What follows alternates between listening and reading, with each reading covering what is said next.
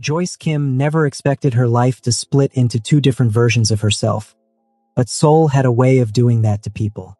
By day, she was Director Kim, the woman who walked into boardrooms at Hanwoo Electronics with her natural hair pulled back into a sleek bun, her blazer sharp enough to cut through the corporate nonsense that tried to diminish her. She'd moved to Korea 3 years ago on a contract that was supposed to last 6 months. But her analytics work was so precise, so transformative, that they'd promoted her twice. Her Korean colleagues called her Boss Joyce with genuine respect, bowing slightly when she passed, asking her opinion on everything from quarterly projections to where to get the best tteokbokki in Gangnam. But the moment she clocked out, that woman disappeared. After hours Joyce was somebody completely different. A woman who wore her confidence like perfume, who knew every underground club in Itaewon, who could make an entire room laugh with a perfectly timed joke delivered in her accented Korean. She'd learned that in Seoul, there were multiple ways to exist, and she claimed both of hers unapologetically. "Girl, you're coming tonight and I'm not hearing any excuses," her friend Minji said, bursting into Joyce's office at 5:47 p.m. on a Friday. Minji worked in marketing 2 floors down and had appointed herself Joyce's personal social coordinator. "I got us into the crystalline party. Do you know how exclusive this is?" Joyce looked up from her computer, raising an eyebrow. "Crystalline? Isn't that the modeling agency thing?" "Yes, it's their annual showcase party. Models, photographers, fashion people, chaebols. Basically everyone hot and important." Minji perched on the edge of Joyce's desk, her eyes gleaming. "And before you say you don't belong there, remember that you're gorgeous and I already told them I'm bringing my stunning friend from America. I'm from Chicago, not a runway, which is exactly why you need to come. You're real. These people are so polished they're basically holograms." Minji grabbed Joyce's hand. "Please? I can't go alone, and you've been working late every night this week. You need fun." Joyce glanced at the spreadsheet still glowing on her screen, then back at Minji's hopeful face. The truth was, she'd been feeling restless lately. At 31, she'd built an impressive career, had an apartment in Gangnam with a view of the Han River, had friends and freedom. But something felt incomplete, like she was waiting for a chapter to begin that she hadn't known she'd been anticipating. "Fine," Joyce said, shutting her laptop. "But I'm not wearing anything uncomfortable." 3 hours later, Joyce stood in front of her mirror barely recognizing herself. She'd chosen a burnt orange silk slip dress that caught the light when she moved, paired with her favorite leather jacket and gold hoops that her mother had sent from Chicago. Her hair was out in its full natural glory, thick coils that framed her face like a crown. She'd lined her lips in a deep brown and added a gloss that made them look like they were telling secrets. Minji whistled when Joyce opened the door. "Now that is what I'm talking about. You look like money and trouble had a baby." "Is that a compliment?" "The highest one I know." The crystalline party was being held at a private venue in Cheongdam-dong, the kind of place that didn't have a sign because if you needed a sign, you didn't belong there. The entrance was marked only by a red rope and 2 security guards who checked Minji's name against a list before nodding them through. Inside, the space was transformed into something between a gallery and a fever dream. Models draped themselves over velvet furniture like living sculptures. Photographers moved through the crowd with cameras that probably cost more than Joyce's car. The music was deep and hypnotic, the kind that made your heartbeat adjust to its rhythm. "I told you," Minji shouted over the bass. "Hot People Central." Joyce laughed, following her friend to the bar. The bartender, a woman with silver hair and perfect winged eyeliner, made them drinks that came smoking with dry ice. Joyce took a sip of hers and tasted lychee, vodka, and something floral she couldn't name. "To bad decisions and good stories," Minji toasted, clinking her glass against Joyce's. "I'll drink to that." They moved through the party, Minji introducing Joyce to people whose names she immediately forgot. A photographer who'd shot for Vogue Korea. A designer who made handbags that cost more than Joyce's monthly rent. A model who was apparently famous on Instagram, though Joyce had never heard of her. Everyone was beautiful in that carefully constructed way, like they'd been assembled by a team rather than born. Joyce was starting to feel pleasantly buzzed when someone announced they were playing a game. Musical chairs! A woman in a white suit shouted, and suddenly the crowd was cheering. Someone cleared space in the center of the room, arranging chairs in a circle while the DJ switched to something more playful. "Oh no," Joyce said, but Minji was already pulling her into the circle. "Come on, it'll be hilarious." The game started, and Joyce found herself laughing despite her protests. There was something absurd about watching Korea's most beautiful people scrambling for chairs like children at a birthday party. The music pumped, people circled, and one by one, chairs disappeared. Joyce was good at this game. She'd grown up with 3 brothers and had developed competitive instincts early. She was fast, strategic, always aware of which chair would be easiest to claim. The circle grew smaller. 8 people, then 6, then 4. The music was building to a crescendo when Joyce spotted her target. A chair slightly isolated from the others.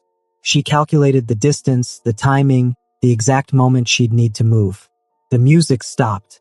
Joyce lunged for the chair and landed squarely on something that definitely wasn't furniture. It took her brain a moment to process what had happened. She'd sat down, yes, but instead of the hard surface of a chair, she'd landed on something warm, something solid, something that was definitely a human lap.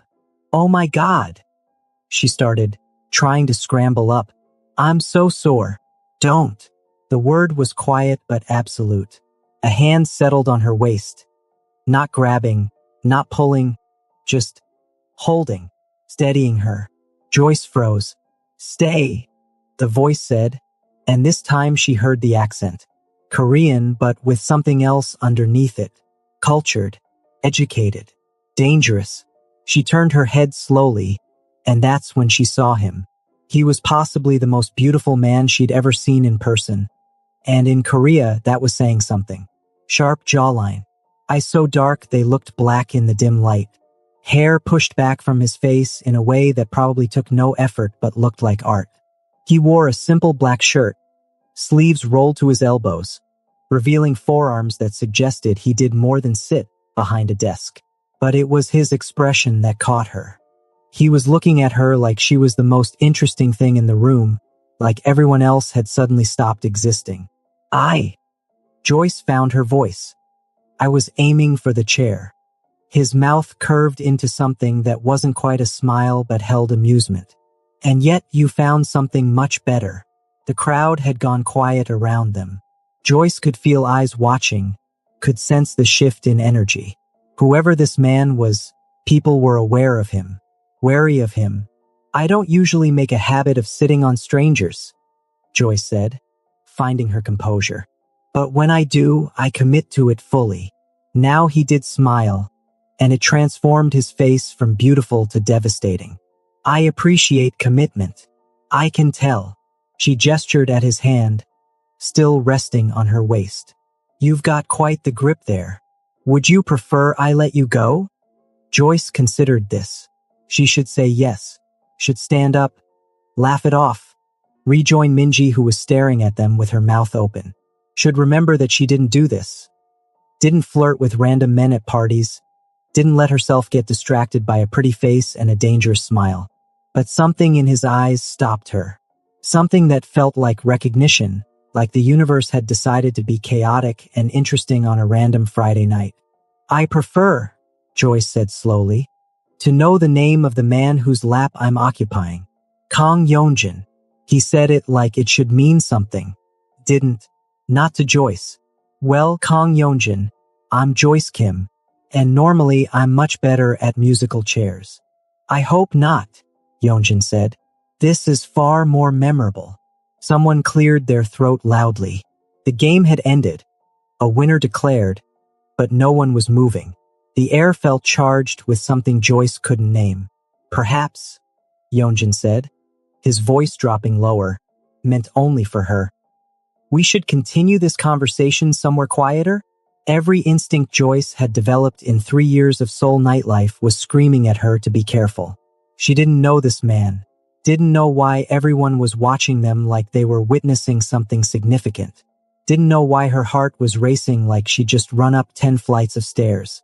But she'd moved to Korea on instinct, had built her career on calculated risks, had lived her double life because she believed in following the pull of interesting possibilities.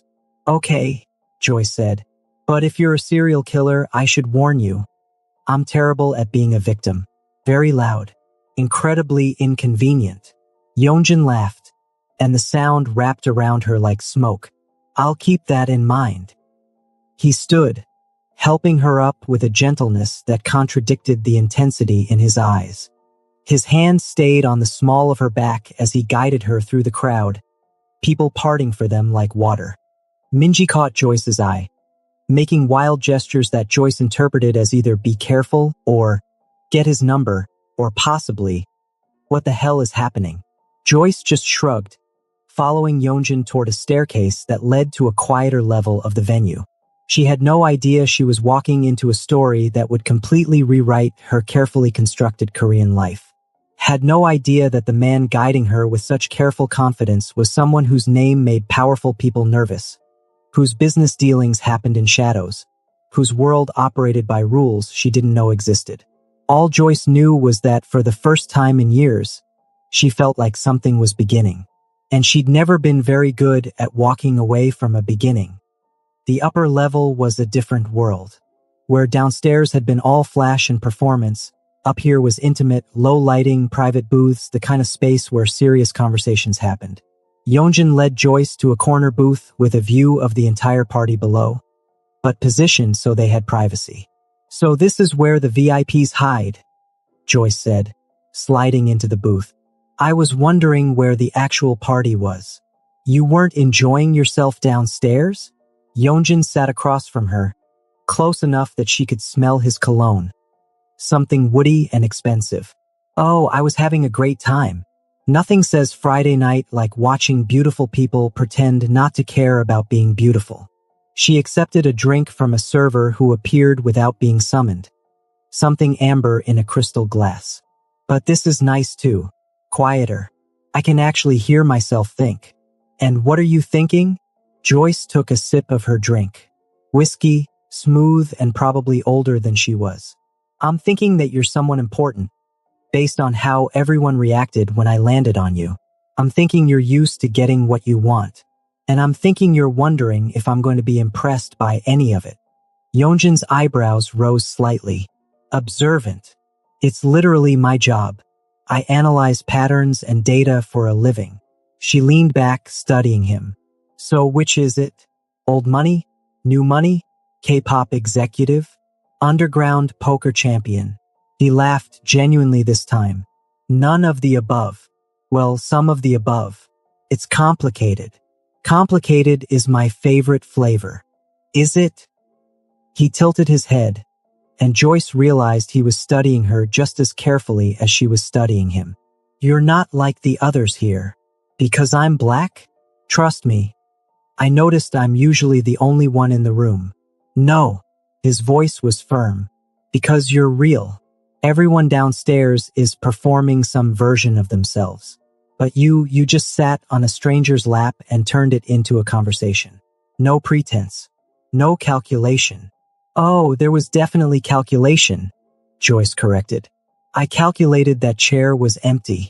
I was wrong, but my math was solid. Yeonjun smiled, and Joyce felt it in her chest. Dangerous. This man was dangerous in ways that had nothing to do with whatever made people nervous around him. Tell me about your complicated life. Joyce Kim, who works with data. So she did.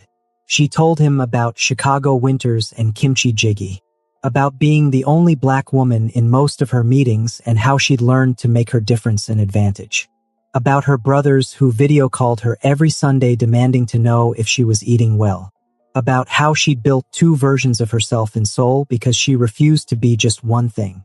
By day, I'm corporate Joyce, blazers, analytics, quarterly reports. By night, I'm whatever I want to be. Some nights, I want to be dancing until 3 a.m. Other nights, I want to be home with a book and my cat. You have a cat? Malcolm. He's orange and judgmental. We're perfect for each other. Yeonjun laughed, and Joyce realized she liked making him laugh, liked the way his carefully controlled expression broke into something genuine. What about you? She asked. What's your complicated story? I work in acquisitions, he said carefully. Family business. My father built something significant, and I'm continuing his work. Acquisitions. Joyce rolled the word around. That's delightfully vague. It has to be. Mysterious acquisitions man with a name that makes people nervous. She leaned forward. You know I'm going to Google you the second I get home. You won't find much. Even more suspicious. Perhaps. His eyes held hers. Or perhaps some things are better learned through experience than search engines. The air between them felt electric. Joyce knew she should be careful. Everything about this screamed complications she didn't need. But there was something in the way he looked at her, like she was a puzzle he wanted to solve slowly, that made her want to stay in this booth forever. So tell me, Yeonjun said, his voice dropping lower, why is someone like you single? Joyce almost choked on her drink. Who says I'm single? You are. Confident. Observant. He echoed her earlier word. No ring. No defensive body language when I touch you. No mention of anyone when you talked about your life. And the way you're looking at me suggests you're not thinking about someone else. Maybe I'm just a terrible person in a relationship. You're not. You don't know that. I know enough. He leaned forward, matching her posture. You're single because you refuse to settle. Because you've built a life you love and you're not willing to compress yourself into something smaller to make room for the wrong person. Because you'd rather be alone than be half of yourself. Joyce felt her breath catch. That's specific. Am I wrong? No, she admitted. I dated a guy last year. Nice guy, decent job, liked all the right things. But he wanted day Joyce. Wanted me to be professional and polished and appropriate all the time. Couldn't handle that I also wanted to be the woman who dances on tables at 2 a.m. His loss. Definitely his loss. I'm fantastic on tables. Yeonjun's laugh was low and warm. I don't doubt it. They talked for hours. The party continued below them, but Joyce barely noticed. Yeonjun told her about growing up in Seoul, about studying abroad in London, about the pressure of family expectations. He was careful with his words, Joyce noticed, never quite saying what his family business actually was, dancing around specifics. But his stories were vivid. Late nights in his father's office, learning to read people before he could read books, understanding that power was about perception as much as reality. You're doing it again, Joyce said around midnight. Doing what? Being delightfully vague about what you actually do. Does it bother you? Joyce considered this. It should. She'd learned to be wary of men with secrets, men who lived in shadows. But sitting here with Yeonjun felt different. He wasn't hiding to deceive, he was protecting something. Whether it was her or himself, she wasn't sure. Not yet, she said honestly. But I reserve the right to be bothered later. Fair enough. Though I should warn you, I'm from Chicago. We don't do vague well. If you keep being mysterious, I'm gonna start making up stories about what you really do. Such as international art thief, secret agent, professional cat burglar, K-drama villain. She counted on her fingers. Professional gambler, vampire, CEO of a company that makes those tiny umbrellas for drinks. Those are quite varied. I contain multitudes. Yeonjun reached across the table, his fingers brushing against hers. Have dinner with me tomorrow. Joyce's heart did something complicated in her chest. That's very direct. I don't believe in wasting time when I know what I want. And what do you want? To know what you're like when you're not sitting on my lap at a party. His thumb traced small circles on her palm. To hear more about Malcolm the judgmental cat. To understand how someone becomes two different people in the same city. To make you laugh like you did when you told me about your brothers. Joyce knew she should say no. Knew that men who talked like poetry and touched like promises were usually trouble. Knew that she had a good life, a simple life, and adding someone like Yeonjun to it would complicate everything. But she'd never been good at choosing simple over interesting. Okay, she said, but I picked the place. And if you're secretly boring, I'm leaving. Deal. They exchanged numbers, Yeonjun walking her down to find Minji, who'd been texting increasingly frantic messages for the past 2 hours. His hand stayed on her back the entire time, a touch that felt both protective and possessive. Text me your address tomorrow, he said at the entrance. I'll pick you up at 7. What should I wear? Whatever makes you feel like yourself.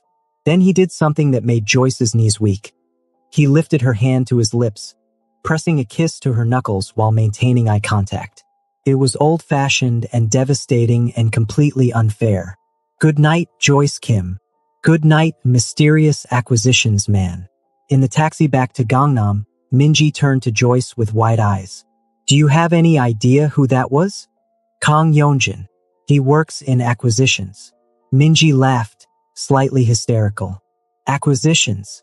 Oh my God, Joyce. That's one way to put it. What do you mean? I mean that Kang Yeonjun is… Minji paused, choosing her words carefully.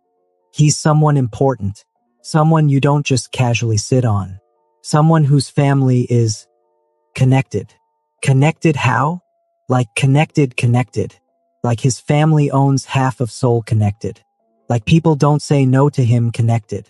Joyce felt a chill run down her spine. What kind of business is his family in? The kind where it's better not to ask too many questions. Minji grabbed Joyce's hands. I'm not saying he's dangerous. I'm just saying he's… significant. And you just sat on his lap and made him laugh, which is apparently something that never happens. Should I cancel dinner? Are you insane? No, but just… be careful, okay? This isn't like your normal dating life. This is different. Joyce looked out the window at Seoul streaming past. Neon lights, endless buildings. A city that never quite slept. She thought about Yeonjun's careful words. The way people had watched them. The feeling that she'd stumbled into something bigger than a chance meeting. She should be scared. Should recognize all the warning signs flashing in neon. But all she could think about was the way he'd looked at her. Like she was the answer to a question he'd been asking for years. I'll be careful, Joyce promised. Joyce changed outfits 4 times before settling on dark jeans, a cream silk blouse, and her leather jacket, the uniform of someone trying to look like they weren't trying. Malcolm watched from the bed with feline judgment. Don't look at me like that, she told him. You're not the one going to dinner with a man who might be a crime lord. Malcolm yawned, unimpressed. Her phone buzzed. Downstairs. Joyce grabbed her bag, gave Malcolm one final scratch behind his ears, and headed down. Yeonjun was leaning against a sleek black car. Not flashy, but clearly expensive. Looking unfairly attractive in dark slacks and a charcoal sweater. You're punctual, she said by way of greeting. You sound surprised. Powerful men usually think their time is more valuable than everyone else's. My mother would kill me if I kept a woman waiting. He opened the car door for her. She raised me better than that. The restaurant was in Samcheong-dong, tucked away on a quiet street. The kind of place locals guarded like secrets. Small, intimate, with a chef who apparently knew Yeonjun by name. You come here often? Joyce asked as they were led to a private room. When I want to actually taste my food instead of being watched eating it. The meal was extraordinary, courses that felt like art, each bite deliberately composed. They talked easily, naturally, the conversation flowing like they'd known each other for years instead of hours. Yeonjun asked about her work, actually listening when she explained analytics, asking intelligent questions that showed he understood business. You're good at this, Joyce observed over dessert. Eating, making people feel heard. It's a skill. Is that a compliment or an accusation? Both. She set down her fork. You're very carefully constructed, Kang Yeonjun. Everything you do is intentional. The way you listen, the way you ask questions, the The way you touch my hand just enough to be present but not possessive. It's impressive. But it makes me wonder what you're like when you're not being careful. Something shifted in his expression. Surprise, maybe, or appreciation. You see too much. It's my job. No, it's who you are. He leaned back, studying her. Most people see what they want to see. You see what's actually there. And what do you see when you look at me? Yeonjun was quiet for a moment, his dark eyes intense. I see someone who's built armor out of humor. Someone who's had to be twice as good to get half as far. Someone who's tired of performing but doesn't know how to stop. Someone who's lonely even though they're surrounded by people. Joyce felt her chest tighten. That's uncomfortably accurate. I told you, I'm observant too. So what now? We just see each other? Two overly observant people trying to figure each other out. Would that be so terrible? Depends on what you're hiding. There it was, the elephant in the room, dressed in expensive clothes and careful words. Yeonjun signaled for the check, then turned to her. Take a drive with me. I want to show you something. They drove through Seoul, the city lights painting everything in gold and neon. Yeonjun drove smoothly, confidently, one hand on the wheel. He didn't speak, just let the city unfold around them. Finally, he pulled up to a building in Gangnam, tall, modern, glass reflecting the night sky. He led her inside, past security guards who bowed deeply, into a private elevator that required a key card. Where are we going? Joyce asked as they ascended. My office. The elevator opened onto a penthouse floor, sleek, modern, floor-to-ceiling windows overlooking Seoul. But it wasn't an office in the traditional sense. It was a command center. Multiple screens displayed what looked like business feeds. A conference table surrounded by high-end chairs. Art that was probably worth more than Joyce's apartment. Wow, Joyce said. This is either very impressive or very concerning. Yeonjun walked to the windows, hands in his pockets. My family's business is complicated. We deal in acquisitions, like I said, real estate, entertainment, import-export, legitimate businesses, all properly licensed and registered. But we also operate in spaces where traditional business meets less traditional arrangements. We mediate disputes, facilitate connections, solve problems that can't be solved through normal channels. Joyce felt her stomach drop. You're telling me you're mob adjacent. I'm telling you that in Korea, power operates differently than you might expect. My family has influence, connections. We exist in the spaces between legal and extra-legal, never quite crossing the line but always aware of where the line is. So you're a crime lord. I'm a businessman who understands that crime is relative. Joyce walked to the windows, looking out at the city. Her city. The place she'd made her home. Why are you telling me this? Because you were going to figure it out anyway. Because I don't want to lie to you.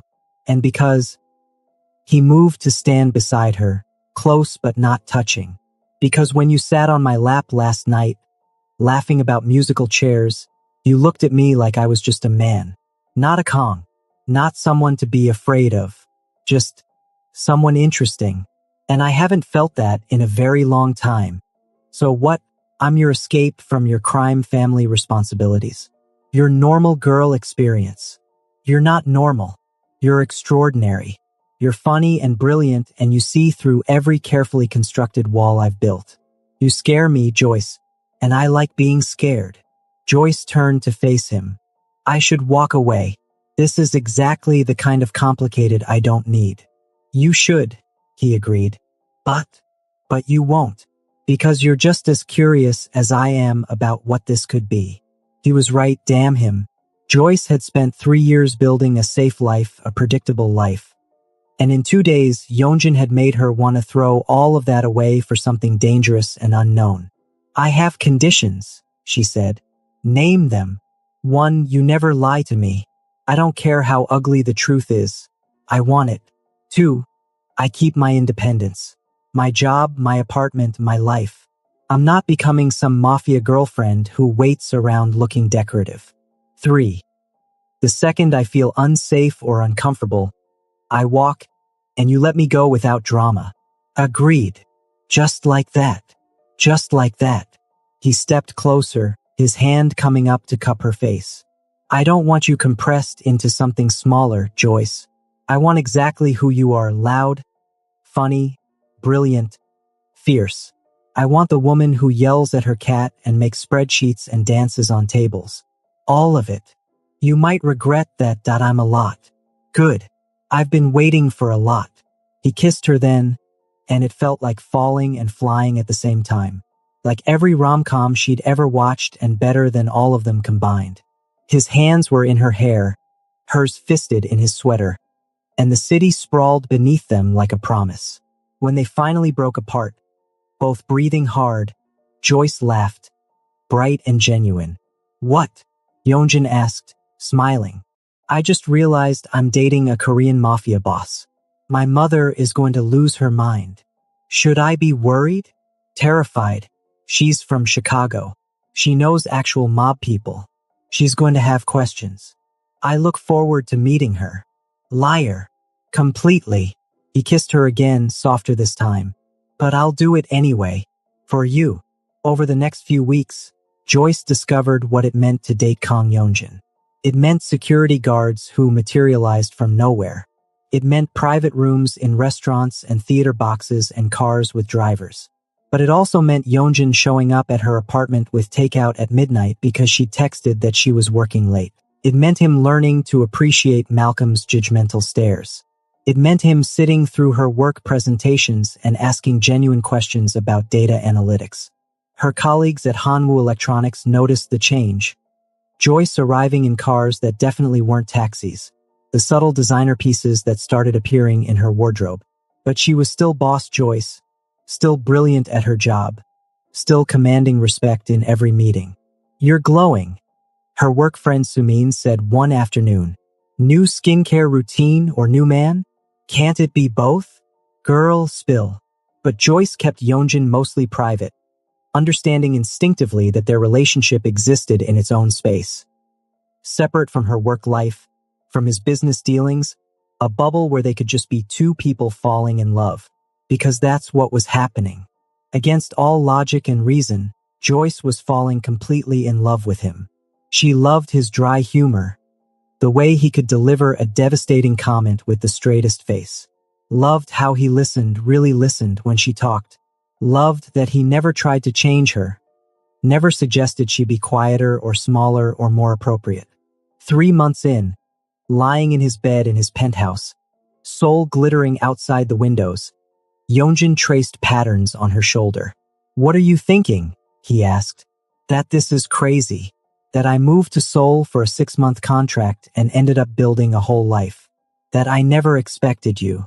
That I'm terrified and exhilarated and I don't know what happens next. What do you want to happen next? Joyce turned to face him. I want to keep being surprised by you. I want Malcolm to eventually accept that you're staying. I want to introduce you to my family and watch my brothers try to intimidate you. I want to see where this goes when we stop being careful. I stopped being careful the moment you sat on my lap. Liar. You're always careful. Not with you. He kissed her forehead. With you, I'm completely reckless. It wasn't perfect. There were nights when Yeonjun had to leave suddenly for business and return tense and closed off. There were moments when Joyce felt the weight of his world. The eyes watching them, the whispered conversations that stopped when they entered rooms, the subtle violence that existed just beneath the surface of his polished exterior. But there were more moments of joy, of laughter, of Yeonjun showing up to her work events and charming her colleagues, of Joyce meeting his mother, a tiny, elegant woman who took one look at them together and smiled like she'd been waiting for this, of building something real in the spaces between their two complicated lives. You know what the best part is? Joyce said one Sunday morning, Malcolm draped across both their laps, coffee cooling on the bedside table. What? I get to keep being both versions of myself. Corporate Joyce and after-hours Joyce. And you love them both. I love all your versions, Yeonjun corrected, including the one who burns toast and sings off-key in the shower and talks to her cat like he's a therapist. Malcolm is very wise. Malcolm is a menace who knocked my watch off the counter yesterday. He has excellent taste. That watch was too flashy. Yeonjun laughed, pulling her closer. Outside, Seoul hummed with life. Millions of people living their complicated stories. But inside this moment, everything was simple. A woman from Chicago, a man from Seoul's shadows, a judgmental orange cat, and a love that had started with the worst-aimed musical chairs in history. Hey, Joyce said softly. Thank you for catching me. You sat on me. I didn't have much choice. I mean, metaphorically, idiot. Oh, Yeonjun's expression softened, his hand cupping her face. Then you're welcome, for catching you, for being caught by you, for all of it. That was almost romantic. Almost. It would have been perfect if Malcolm wasn't staring at us like we're embarrassing him. They both looked at the cat, who indeed wore an expression of profound feline disappointment. He'll get over it, Yeonjun said, kissing her. And as Joyce kissed him back, soul spreading infinite beneath them, Malcolm sighing his judgment, she thought about beginnings and middles and all the chapters yet to be written. She'd come to Korea for a job. She'd stayed for a life. And she'd found love in the last place she'd expected. On the lap of a beautiful, dangerous man at a party where she didn't belong. But then again, Joyce had never been very good at staying where she belonged. She'd always preferred creating her own space, her own story, her own version of what love could look like. And this complicated, unexpected, absolutely perfect, was exactly the story she wanted to live.